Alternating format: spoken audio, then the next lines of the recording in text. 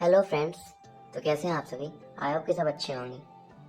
तो आज हम बात कर रहे हैं भगवत गीता के कुछ ऐसे विचारों के बारे में जो आपका जीवन बदल सकते हैं और आपको आपके जीवन में सफल बना सकते हैं। ठीक है।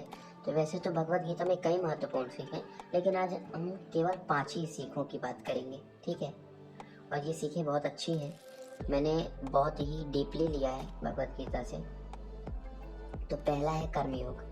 कर्मयोग यानी कर्मों को निष्काम भाव से करना। मीन्स हमें कर्मों को कैसे करना है, कर्म करो फल की चिंता ना करो। ऐसा जब भाव आएगा तब हम कर्म योग को अपना पाएंगे। ठीक है।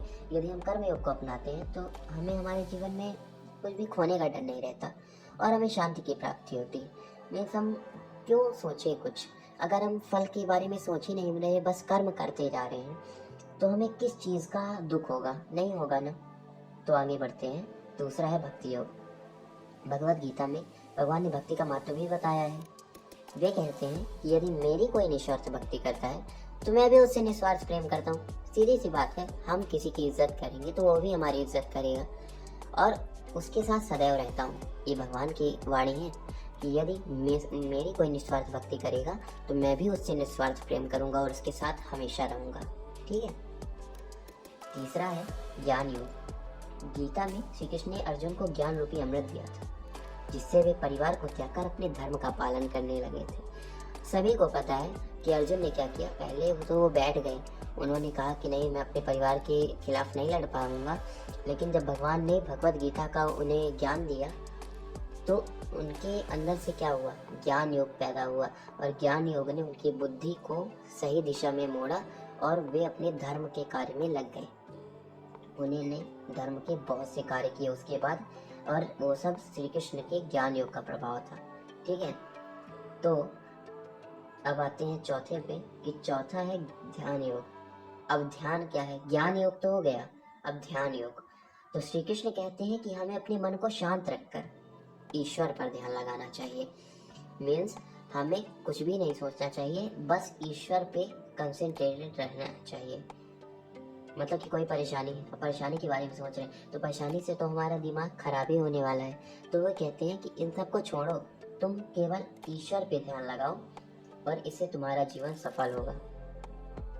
और मोह माया से बचने के लिए, कार्य में अपने ध्यान को केंद्रित करने के लिए, धर्मार्थ आदि कार्य करने के लिए और अपने जीवन के लक्ष्य को पाने के लिए ध्यान योग का पालन करना आवश्यक है। ये भगवत गीता में साफ साफ लिखा हुआ है। हाँ, लेकिन सार के रूप में है कि मोह माया से बचने के लिए, कार्य में अपने ध्यान को केंद्रित करने के लिए, धर्मार्थ आदि कार्य करने के लिए और अपने जीवन के लक्ष्य को पाने के लिए ध्यान योग का पालन करना आवश्यक है। अब हमें पता है कि अपने जीवन को अगर किसी लक्ष्य को पाना है तो कंसंट्रेट तो भाई करना ही पड़ेगा। और ये इतना बड़ा टॉपिक है ना कि अभी हम इसको आगे भी डिस्कस करेंगे। और आ ही गया कि पांचवा और आखिरी सीख यह है कि हमें अपने जीवन का उद्देश्य बनाना चाहिए। अभी बात कर रहे थे ना जीवन के लक्ष्य को पाने के लिए, अब जीवन का लक्ष्य क्यों भी बनाना जरूरी है। क्यों जरूरी है? ताकि हमें ये तो पता हो कि हमें जाना कहाँ है, क्योंकि लक्ष्य से भटके हुए व्यक्ति का कुछ नहीं हो सकता। आपको ये पता है, जो कभी अपने जीवन में किसी ने लक्ष्य ही नहीं बनाया, क्या उसको आप सफल कभी कह सकते हैं? नहीं, वो सफल हो ही नहीं सकता। क्यों?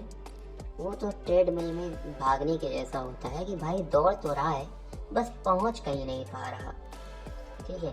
तो ये असफलता आपका मुकद्दर बन सकती है अगर आप गोल सेटिंग नहीं करेंगे। इसलिए गोल सेटिंग तो करना ही पड़ेगा, आपको चाहिए कि गोल सेटिंग करें। तो गीता की ये संदेश आध्यात्मिक, हमने विजडम की बात की। ठीक है। ध्यान, ध्यान का सर्वोच्च रूप कहाँ जाके खत्म होता है? प्रज्ञा चक्षु में। प्रज्ञा चक्षु क्या है? विजडम। विजडम के बारे में तो आपने सुना ही है। ठीक है।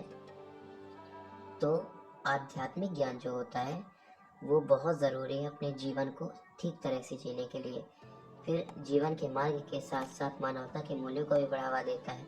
मैं जीवन का मार्ग, गोल सेटिंग और मानवता के मूल्य, मीन्स हमने मानवता की भी बात की, मानवता को बचाने के लिए कि हमें भक्ति योग को अपनाना चाहिए। ठीक है। उम्मीद करता हूँ कि ये 5 सीख आपके जीवन में उपयोगी हो, ताकि आपका जीवन बेहतर हो। और आप सोच रहे होंगे कि इतना जल्दी वीडियो को क्यों ख़त्म किया गया, ताकि मुझे लगता है कि आपका टाइम वेस्ट ना हो। आपको